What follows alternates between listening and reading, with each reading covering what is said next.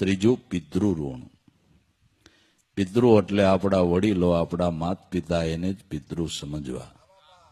જે મા બાપની ભાવથી પ્રેમથી સેવા કરી લે એને કોઈ દી પિતૃ ઋણ નડે જ નહીં, એને પિતૃ દોષ લાગે જ નહીં. જો તમારે પિતૃ દોષમાંથી કાયમ મુક્ત રહેવું હોય તો તમારા માત પિતા વડીલો ઘરમાં હોય એની પ્રેમથી સેવા કરી લ્યો અને એનો આશીર્વાદ મેળવી લ્યો. અને ઈવડાઈ ગઈઢા એમ કહી દે કે જાઓ છોકરાઓ સુખી રહીજો, એટલે તમે સુખી જ થાવ. જાઓ સુખી જ થાવ, કોઈને પૂછવાનું નહીં. અને માત પિતાની સેવા કર્યા પછી કોઈ તમને બ્રાહ્મણ એમ કહે કે તમને પિતૃ દોષ નડે તો મન પૂછવા આવજો. નો નડે, નો નડે, પિતૃ દોષ નો નડે. એટલે માત પિતાની જેણે સેવા નથી કરી એને પછી વાંયથી આ બધા ટોલ ટેક્સ ભરવા પડે.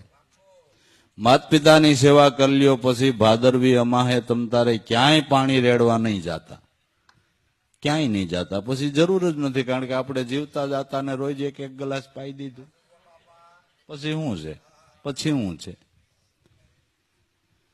પણ જગત એવું છે ને, હાસી વાતે સમજે નહીં. પછી ઋષિ મુનિઓએ ઠપકાર્યું કે આજ આતાનું પાણી ઢોળ છે, પૂછડે પાણી રેડો. પૂછડેથી પીએ?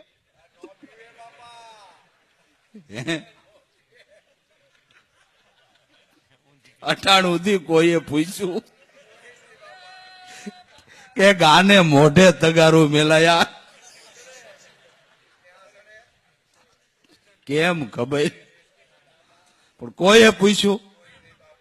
કોઈએ અટાણું થી પૂછ્યું? ગોર બાપા બીજું તો ઠીક બધું મનાય છે, પણ આ પૂછડે પાણી રેડીને આતાને પૂગી જતું છે. હે, આ ઋષિ મુનિઓએ ઠપકાર્યા છે આપને કે જીવતા નથી પાયું ને કે ના ના કવે રેડો પૂછડે.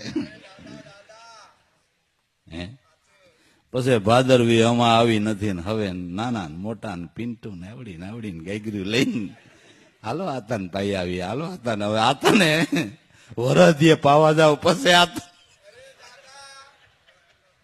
એક વરમાં તમે એક વાર પાવા જાવ ભાદરવી અમાય પછી આખું વર આતાનું શું થતું હોય છે?